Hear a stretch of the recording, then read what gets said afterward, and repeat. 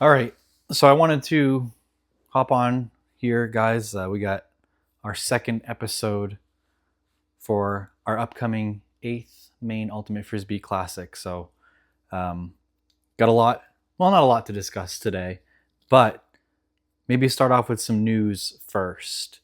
So, we've taken in the applications and we've sent word to some of the captains, but we want to let everyone know that there's still some space, I guess you could say. There's potential that we could have some new teams this year. We have a lot of returning teams. Not quite ready to announce all the teams that are back, but almost all the slots are full. Um, so if you're on the fence and you're thinking about putting a team in, maybe for even for the first time, do that.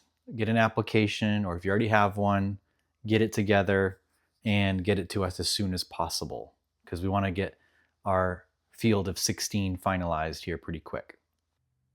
So, right out of the gate, guys, I have a little announcement that I want to let everyone know about. I have been working on something for quite a long time, probably too long, but it's a project that I started at Volume 6 Maine Ultimate Frisbee Classic. So, more than 2 years ago now, we had an all access look or behind the scenes crew for the Discombobulators that day. And the idea was to put together a documentary, and it's finally done. So I think probably tomorrow night, so that would be Tuesday, if you're listening, Tuesday night, sometime it's going to get released, maybe even during the daytime, but that'll be posted. It's about 30 minutes long. I'm really encouraging everyone to take a look at it. I hope you find it interesting, funny. Um, yeah, that's what I've worked on, and it's really hard to make a documentary. Let me tell you that. But I think we have some pretty decent. It's a story. Discombobulators, they're an OG team.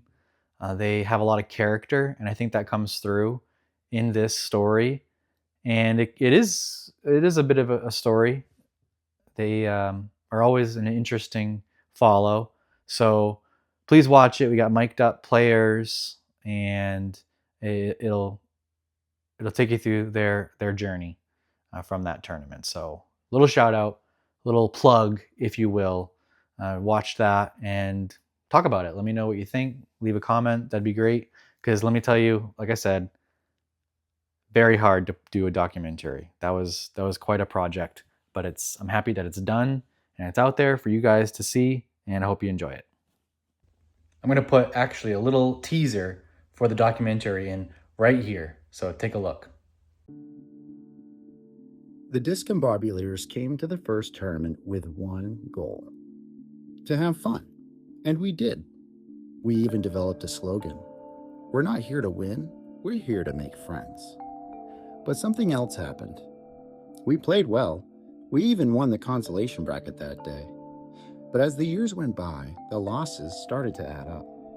Heading into Volume 6 of the Maine Ultimate Frisbee Classic, we had to ask ourselves, what were we there for? To make friends or to win?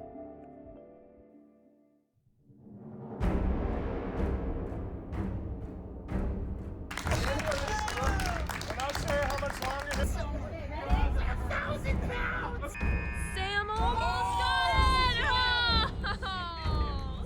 I'm losing faith in the slogan. We're gonna win! We did it!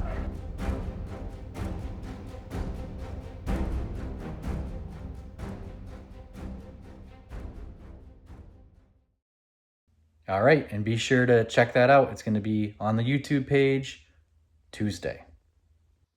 So that's the news off the top. Next, let's do a couple of things. I think I kind of talked about it in the last episode. We're going to have a rules discussion in this episode. And I also wanted to go through a little bit of the history of the tournament. We're in the dog days of summer here. So if you're listening to this, you're pretty desperate for some Frisbee content. So you're going to get some. And then we also have some voicemails to get to as well. So that's kind of what this episode will look like. So let's get started. the history of the tournament. This thing started almost 10 years ago now, really. We're in our 8th year, but we had a couple years of COVID. So it's about 10 years ago. And I got to give credit to, before we even had our first tournament, there were some other tournaments that were happening, and they were organized by Kyle Burton. Maybe a lot of you guys played in them, and they were fun. And, Zach Lewis and I, we kind of got the idea, hey, I think we could put something together. And he's the one who kind of let me know about the pitch. And he said, hey, this new place, I think it'd be a great place to have it. And so we kind of merged the ideas of having a tournament, having it at the pitch, and then we figured, why not right in the middle of winter? That'll be the perfect opportunity to do so. So we scheduled that first tournament. It was January 1st, 2018. We did it on New Year's Day. And it was really the perfect scenario because the pitch was happy to have us on a day that they normally didn't get business, and they were accommodated us a lot, and we got a really good price on it, and it ended up being an awesome event. We had 10 teams in our first tournament, all main teams. It was like, I don't want to say the good old days, but it was just kind of a little bit of a different time, and we really had a nice competitive event. If you look back on our Instagram page, you can even see the bracket we had, and we even had stats. We kept stats because, of course, we had to keep stats. So it's kind of fun to look back on those things. The Swarm ended up winning that tournament. It was an awesome game. We played the Monstars, and they were really guys that Frisbee maybe wasn't their first game, but they had some good players that had Frisbee experience, ultimate experience, and they kind of merged those things together. And we got the win. It was fun. Last minute win. Maybe I had the last block of the game. I don't know. Maybe we have a picture of that. We'll see. So it was a good time. I think we gave out 2 MVPs, a male and a female. Jordan Jones was the male MVP, and Ashley then Gassett got the female MVP. So it was our first event. That's the quick history of it. And if you didn't know, now you know. And it was a good time, and it kind of got the ball rolling. And I remember at Kyle Burton's tournaments, even before we had our first indoor tournament, there were some people that had come up from New York, Bethel area to play, and they heard about our indoor tournament, and then they wanted to come play in that one. So we'll save those stories for year 2.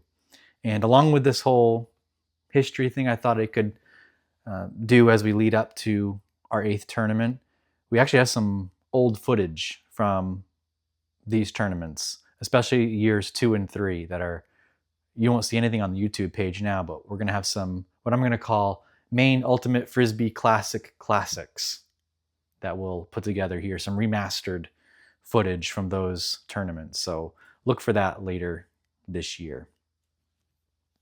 Okay, so let's get to our rules discussion. That's always fun. You guys seem to like that. So rules discussion. This is actually going to come from, I have a video. And this is actually going to come from the Georgia indoor tournament that happened earlier this year. And this play came during their championship game of that tournament. And we'll put it on right now, and then we'll talk about it. Your head up, Aiden. Oh, why is no one back? Oh my goodness. That's another score. Is that?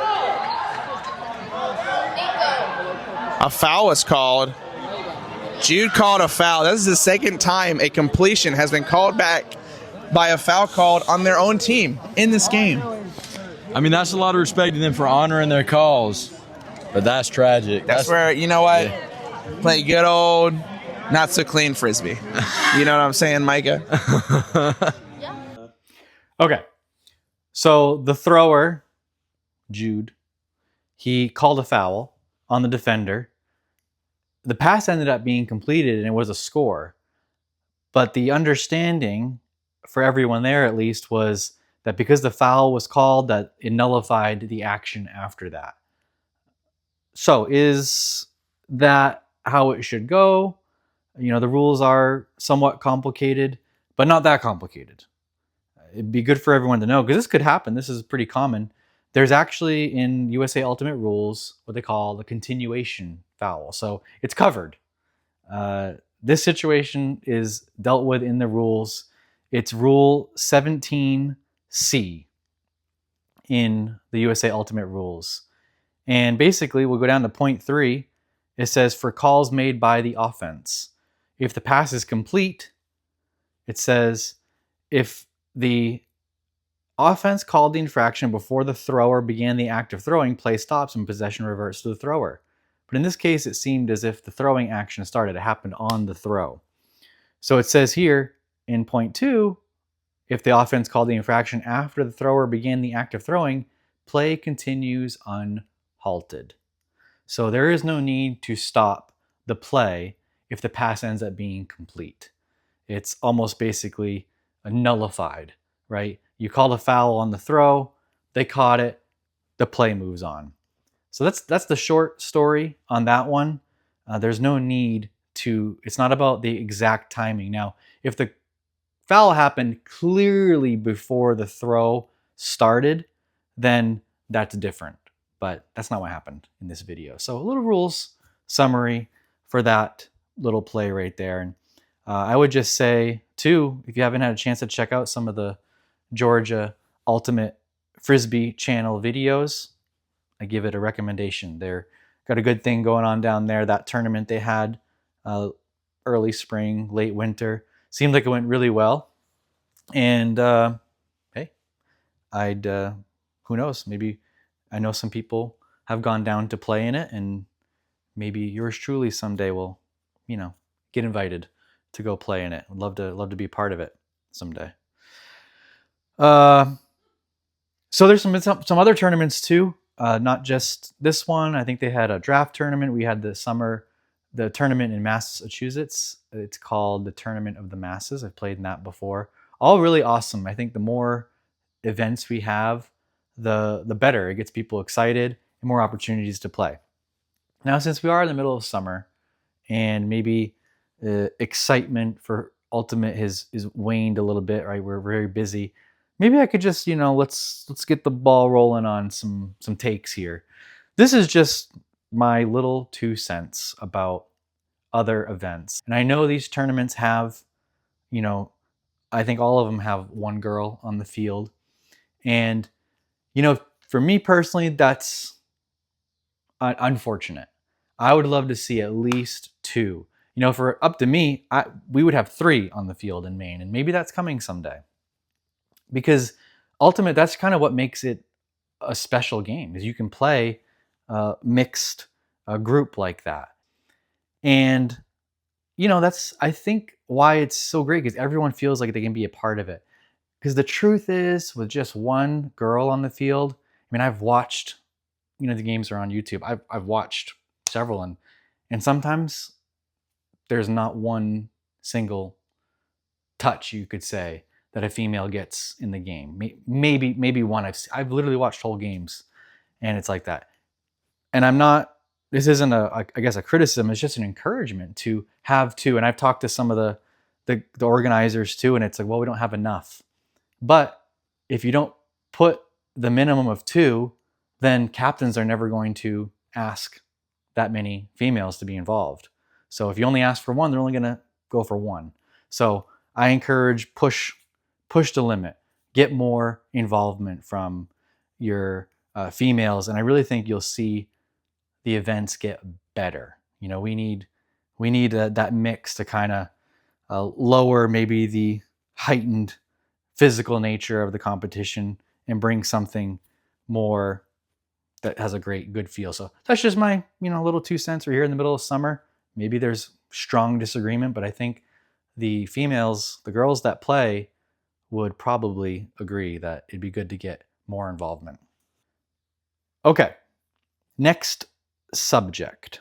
So we put a call out for voicemails, and wow, you guys really came through, and you got 1 voicemail that you sent through. So let's take a look, and we'll talk about it. I just wanted to air my gratitude for Coach Bermudez. He's always there for us mentally, emotionally. morally. You know, he's a real stand-up guy, and he really helps us through the weekend. Thank you, Coach. Okay, so we got a Coach Bermudez voicemail from Bradley. Okay, that's great. That's awesome. We're really in the dog days this summer. We're talking about Coach Bermudez. Wonderful guy. Well, I guess we got to talk about it because this is all we got for voicemails. So that was no discussion. They have a coach. Actually, they have several coaches. I guess that's a good question. What's going on with no discussion? No discussion. We got a captain. We've got multiple coaches. We've got the biggest staff that any team brings to the tournament. So is the coaching helping? I don't know. Bradley seems to want to shout out coach. We've seen a progression of improvement from no discussion over the years. But hey, now they're in the top division. You know, there's a lot of expectation this year. You know, they're probably going to be very highly ranked. So I think now the pressure is on Coach Bermudez. You know, he might have been doing a good job, but now we got to be on him. You know, we got to see him bring home a championship here at some point. So to me personally, I think Coach Bermudez is on the hot seat. Now that I think about it, he's fortunate to still have a job, I guess. So I'm not sure what Bradley was trying to accomplish here, but he's actually put Coach Bermudez on my radar. We got to see something out of Coach this year.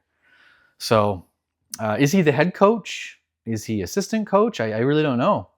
I think he's the head coach. I know there's some other guys involved, so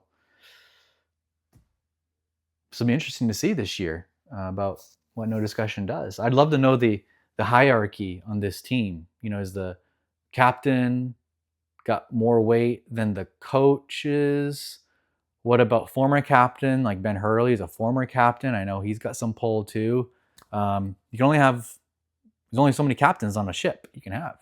So I'm very intrigued at this point about what's going to happen with no discussion. But guys, you know, I don't ask for much. You know, we need to do better on the voicemails. So please send them over. You know, if you want to get on the docket, get on the agenda here for episode 3, send over your thoughts. Doesn't have to be a player. It can be anybody. Let's talk about it. We'll see what we have to say. Yes, so that will wrap up this episode of our podcast, our video podcast, whatever you want to call it. Hope you enjoyed. Let me know what you want me to talk about next time. And I'm going to try to get back onto a monthly release as we lead up to the tournament. Like I've been very busy with that documentary in my free time. Now that it's done, I can focus on some other little projects as we look forward to number 8.